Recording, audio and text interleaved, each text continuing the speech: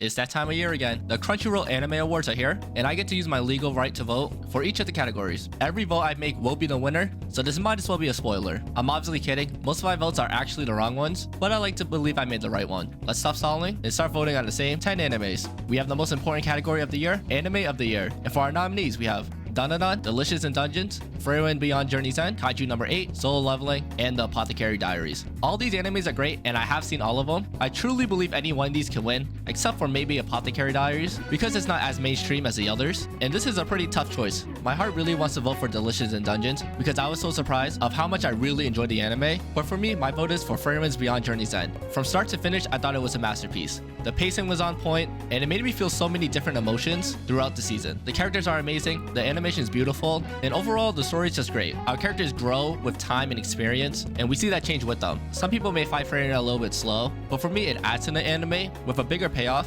that they nail perfectly. I can confidently say Frieren is one of my favorite animes ever, and it's deserving of Anime of the Year. Next is Film of the Year, and for our nominees, we have Haikyuu, The Dumpster Battle, Look Back, Mononoke the Movie, The Phantom in the Rain, My Hero Academia, Your Next, Spy Family, Code White, and The Colors Within. This is an easy decision for me because I've only seen one of these films. I will admit I do be slacking on the anime films because I have to be in the mood for them. I do want to watch the Spy Family film and Mononoke, but for me, the easy choice is Look Back. I was a late viewer on Look Back. I probably watched it about 2 months ago as of this recording, and it was so good I had to put it in my seasonal anime video. Give that a watch if you haven't. I feel like if I did watch the other ones, I still would choose Look Back because I think Look Back is so good. In the 1 hour runtime, it's able to put you through a roller coaster of emotions, and I really like the animation style. The dialogue makes it so real, and the use of music is done to perfection. Specifically, when our main character is skipping through the rain. I'm definitely biased because I've only seen Look Back, but I already made up my mind when I watched it that Look Back would be Film of the Year for me. Next, we have Best Continuing Series, and for our nominees, we have Bleach 1000 Year Blood War The Conflict, Demon Slayer Hashihiro Training Arc, My Hero Academia Season 7, One Piece, Oshinoko Season 2, Spy Family Season 2.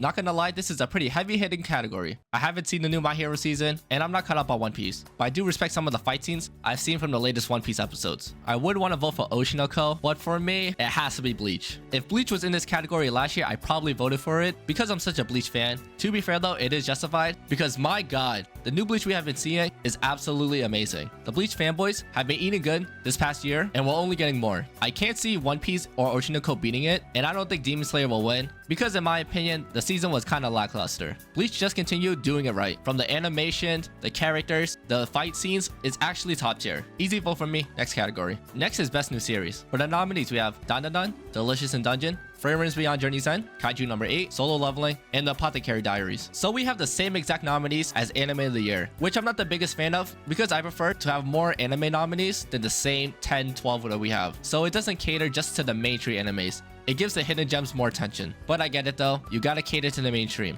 These are all great series, but for me, it has to be Delicious in Dungeon. The reason why I voted for it, because for a new series, it comes with a level of expectations, and for me, I had no expectations for Delicious in Dungeon. I really enjoyed it, and I was excited every week to watch a new episode. I even recommended it to some of my friends, and they absolutely loved it. It's more than a cooking anime, it's about the adventure, the people you meet on the way, the trials and tribulations of going through a dungeon, and the food that you cook. It caught me by surprise of how much I really enjoyed the series, and if you haven't watched it, what are you doing? Give the show a watch. Fantastic all around, and I can't wait for the next season. Also, the Senshi fan service gets me going. Next is Best Original Anime, and for our nominees, we have Buchigiri, Girls Band Cry, Jellyfish Can't Swim in the Night, Metallic Rouge, Ninja Kamui, and Train to the End of the World. This is what I'm talking about. We have anime nominees that the mainstream audience haven't heard of. This is an interesting category to me because I dropped some of these animes, specifically Buchigiri, Metallic Rouge, and Ninja Kamui. I don't think they're bad. There just wasn't enough to keep me entertained. I did skip Girls Band Cry when it came out in spring 2024, but in my spring 2024 video, I did mention how popular it was, and I probably would regret skipping it. It is a toss-up for me for the last two of Jellyfish Can't Swim in the Night and Train to the End of the World because I really like both in different ways. Jellyfish had the more interesting characters, whereas Train to the End of the World probably had one of the most unique anime worlds I've ever seen. For my vote here, I'm going with Jellyfish Can't Swim in the Night. The plot is great, and I love the characters' development. They all have their own problems with themselves, and by the end of the series, they didn't solve it, but they're slowly getting through it, even if it's scary for them. The music's pretty good too, and it's got my vote. Next, we have Best Animation. For our nominees, we have Daten, Delicious in Dungeon, Demon Slayer Hashihiro Training Arc, Frieren Beyond Journey's End, Kaiju number 8, and Solo Leveling. This is a pretty heavy-hitted category. Any one of these could win. If it was for Solo Leveling Season 2, it would have been an easy vote for me, but it's not. Demon Slayer is always consistently has great animation. So great that people are always saying, mid-plot, great animation. I feel bad for Kaiju number 8. Because it came out in a year where there's so many heavy hitters, Daten and Delicious in Dungeons were absolutely gorgeous, but my vote has to be for Frieren Beyond Journey's End. Some of the scenes were just masterpieces. The different settings they're traveling to looked absolutely amazing. When it was time to box, they did not hold back. Those scenes went absolutely crazy, especially with the second half of the season when they had to go through the test. I couldn't believe some of the things they were showing, and it made me question how did they make this so beautiful. This is a bloodbath of a category, but I think Frieren reigns supreme. Next is Best Character Design. And for our nominees, we have Daten, Delicious in Dungeon, Demon Slayer Hashihiro Training Arc, Frieren's Beyond Journey's End, Kaiju number 8, and the Apothecary Diaries. For this category, some animes have more opportunities to show off their character design because of the anime world that they built. Let's be honest here, I love the Apothecary Diaries design, but they could only do so much for the world they live in. My vote for is for Daten. They absolutely crushed the character design, and some of the spirits that they fight look absolutely horrifying. Okuru's transformation, I really like the design, and it helps that it has one of the hottest anime grandmothers ever. I thought the designs looked very unique, and it fit perfectly with the world they built. Next, we have Best Director. Excuse my pronunciation of these names, because I'm going to butcher them. For our nominees, we have Fuga Yamashiro of Daten, Haru Sotozaki of Demon Slayer, Kichiro Sato of Frieren, Megumi Ishitani of One Piece Fan Letter, Norihiro Naganuma of Apothecary Diaries, and Yoshihiro Miyajima of Delicious in Dungeon. Now, this is a tough choice for me because it's all about the execution and the vision the director had to bring these adaptations to life. They all did a solid job, but I haven't seen One Piece Fan Letter, so I can't vote for it. For me though, my vote is for Kichiro Sato for Frieren Beyond Journey's End. I feel like the director was able to convey every feeling they wanted to and really bring the scenes to life. And it felt like whatever the director wanted me to feel, I felt it. For me, that's the director's job, is to convey those feelings to the audience, and Frieren did it perfectly for me. Next is Best Background Art. For our nominees, we have Daten, Delicious in Dungeon, Demon Slayer, Frieren Beyond Journey's End, Pluto, and the Apothecary Diaries. For me, it's between two nominees, Frieren and Delicious in Dungeon. Frieren and Delicious in Dungeons have more opportunity to showcase the backgrounds because of the anime world. For Frieren, they're on a journey, so they're constantly going through different villages, different cities, locations, so there's more variety with the background art. And in Delicious in Dungeons, the dungeon's always changing, so they can experience things they've never seen. It's a tough choice for me, but I'm going with Delicious in Dungeon. We've all seen dungeons before in anime. It's been overdone with isekais, reincarnations, and regular fantasy animes, but with Delicious in Dungeons, I felt like they're able to create unique dungeons with how they look. For me, a standout was when they were in the Toadstools walking through that colorful patches of algae, I guess it is. I love that background, and I even got it from the wallpaper engine. Next is Best Romance. For the nominees, we have A Sign of Affection, Blue Box, Mikey, Too Many Losing Heroines, Ranma Half, Scott Pilgrim Takes Off, and The Dangers in My Heart Season 2. I'm surprised to see Scott Pilgrim on here because we know how anime fans can be when it comes to is it anime or not, but I'm glad it's here, though it's not winning this category. It's a tough choice between Blue Box, Mikey, and The Dangers in My Heart, but I haven't finished The Dangers in My Heart, so I can't really say much about it, especially for Season 2, but I know fans love the series and they love the romance in it, so it's probably gonna win, but it's not my vote though. My vote here is for Blue Box. For Blue Box though, I continue to say is one of the most mature romance animes I've ever seen because the characters are mature. They handle certain situations in a mature way that is realistic, and it doesn't fall into the common tropes we see of the misunderstandings lasting so long that it gets solved episodes later, whereas Blue Box, it gets solved that episode. Our characters actually talk to each other to fix the misunderstandings, and also we see the growth of the relationship, of having a crush on a character to it developing into actual love. And we get goddamn confessions. I really like how the romance was done in Blue Box, and I almost didn't vote for it because the girl I was rooting for kept drawing the short straw. I don't want to spoil too much now. It's a great romance, but I could see Blue Box or Dangers in My Heart winning this category. Next is Best Comedy. For our nominees, we have Delicious in Dungeon, Konosuba 3, Mashle the Divine Visionary Candidate Exam Arc, My Dear Friend Nokotan, Ranma Half, Spy Family Season 2. Of course, I can't vote for the brain rot of My Dear Nokotan because by the end of the season, my brain was hurting. I probably laughed the most at Delicious in Dungeon because when it did have comedic moments, I did laugh. Konosuba will always be one of the best comedies animes for me, but my vote is for Mashle. I really think it hit its stride during this arc, especially in the comedy aspect of it. I was genuinely entertained and laughing at the comedic moments. Call me basic, but the absurd moments Mashle had me giggling. The addition to more characters really added to the series, and it brought their own comedy with it. It was a great balance between comedy and action, and I think Mashle was able to pull that off perfectly. That's why it has my vote for Best Comedy. Next is Best Action. And for our nominees, we have Bleach 1000-Year Blood War: The Conflict, Daten, Demon Slayer Hashihiro Training Arc, Kaiju number 8, Solo Leveling, and Windbreaker. This is a pretty tough category. Of course, we have Windbreaker where the anime is just straight up boxing, and it was done really well. The obvious choice is probably Solo Leveling, but this is for Season 1, not Season 2. If it was Season 2, it would have been an easy choice for me. My vote is for Bleach 1000-Year Blood War: The Conflict. The action scenes went absolutely crazy. They have been killing it with this new Bleach series, and it keeps getting better and better. Bleach is well deserving of this award, but these are all great nominees, and any one of them could win. And for me, it was an easy vote. Next is Best Isekai Anime. We finally have an Isekai category. For the nominees, we have Konosuba Season 3, Mushoku Tensei Season 2 Continue to, Re:Zero Season 3, Shangri-La Frontier Season 2, Suicide Squad Isekai, and The Time I Got Reincarnated as a Slime Season 3. Now first off, get Suicide Squad Isekai out of here. It does not deserve to be on here. What a disappointment of an anime. And not to nitpick, the Shangri-La Frontier really count. Our main character is a sweaty, try-hard gamer who goes into this VR gaming world. He's not stuck there, he could leave anytime. So is he really isekai there? But I guess it counts. There's two heavy hitters here that will compete for this one. It's Mushoku Tensei and Re:Zero. I haven't caught up on Re:Zero yet, but I heard season 3 went crazy and it's worth the watch. So I do gotta catch up on that one. But Re:Zero will probably win this. I do like Konosuba, but my vote has to be for Mushoku Tensei. This is what you want in an isekai anime, where we see how characters go through trial and error. They go through some painful stuff, even though the season was a bit slow, especially with the second part of season 2. But Rudy really went through it, and it's what I want from an isekai. It's not all sunshines and rainbows when they get reincarnated into a different world. Again, it's a tough choice between this and Re:Zero, and I think Re:Zero probably is gonna win it. But for me, my vote is for Mushoku Tensei. Next is Best Drama, and for our nominees, we have A Sign of Affection, Dead Dead Demons Day Day Day Destruction, Frieren Beyond Journey Said, Oshinoko Season 2, Pluto, and The Apothecary Diaries. For me, it's between two nominees. It's Oshinoko and The Apothecary Diaries. Both are filled with heavy drama that our characters have to navigate through or even cause themselves. I would consider voting for Dead Dead Demons, but I haven't finished the anime yet, so I do gotta go back and finish that. But it was a hidden gem of 2024, and you should check it out. The nominee that pulled me in the most with the drama is Apothecary Diaries. The whole anime is a drama,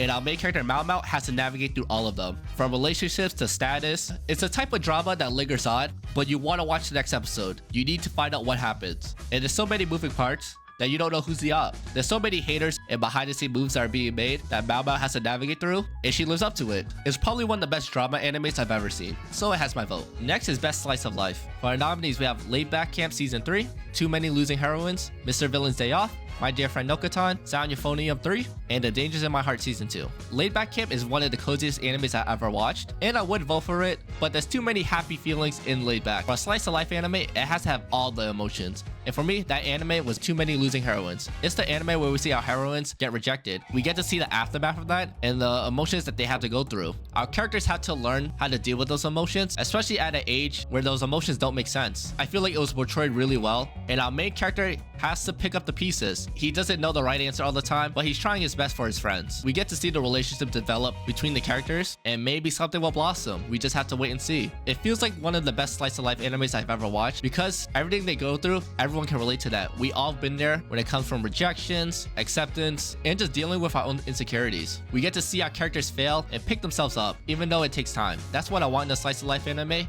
and this gave it to me, making it an easy vote for me. Next, we have Best Main Character. For our nominees, we have Frieren, Kafka Hibino, Momo, Okarun, Mao Mao, and Sung Jin-woo. These are all great characters. I would have voted for Sung Jin-woo if it was for season 2, but it's not. I would love to vote for the old head Kafka Hibino to do it for the 30-year-olds, but for me, my vote is for Mao Mao. Do I think she's the best character? Probably not, but I think she is the best when she is alone. She doesn't need the help of side characters to be the best, and she's able to enhance all the side characters around her. She's a boss bitch on her own, and probably prefers to be alone, and she is actually him. Next, we have Best Supporting Character. For our nominees, we have Fern, Himmel, Jinchi, Psycho, Senshi, and Turbo Granny. This could be a toss-up of a category. All these characters are great, and they really support the main characters well. I feel like the problem with Senshi from Dungeon Meshi is that there's other supporting characters too that sometimes overshine him. And for me, Himmel's not in it enough to be supporting Frieren. So for me, my vote is for Fern. She literally supports Frieren and is pretty much her babysitter, even though she is the apprentice.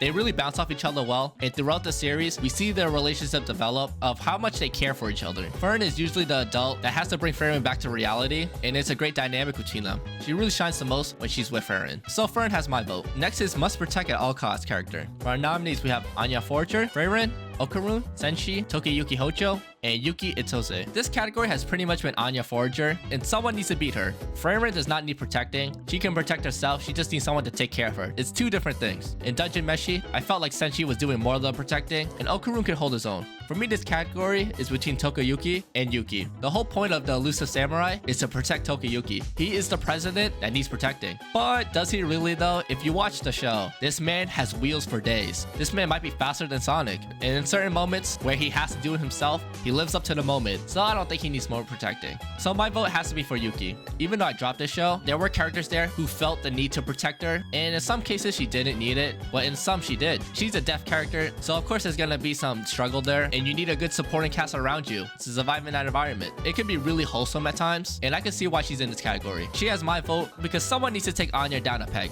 Next, we have Best Anime Song. For the nominees, we have Abyss from Kaiju number 8, Bing Blang Bing Born from Mashal, Fatal from Oshinoko, Level from Solo Leveling, Otonoko from Dandadan, and The Brave from Freyrin. Now, this category is always a hot topic and usually a bloodbath depending on the anime songs we have throughout the year. I feel like for this category, it could have mixed it up. If I had the choice for this category, my vote would have been Night Divers from Mayonaka Punch. It was a one-off song that the characters performed in the later episode, but that song is a banger, and that would have been my choice for this one. But since it's not on here, and after giving a quick listen to all the nominees, my vote is for Bling Bang Bang Born from Mashal. I definitely played this song the most. The song's a banger, and every time I listen to it, I want to shake my ass to it. It was constantly in my rotation when I first heard the song. Of course, we gotta give it up to Creepy Nuts because it feels like all they do is make banger songs for anime. Next, we have Best Score. For our nominees, we have Bleach 1000-Year Blood War: The Conflict, Dandadan, Demon Slayer Hashihiro Training Arc, Freyrin Beyond Journey's End, Look Back, and Solo Leveling.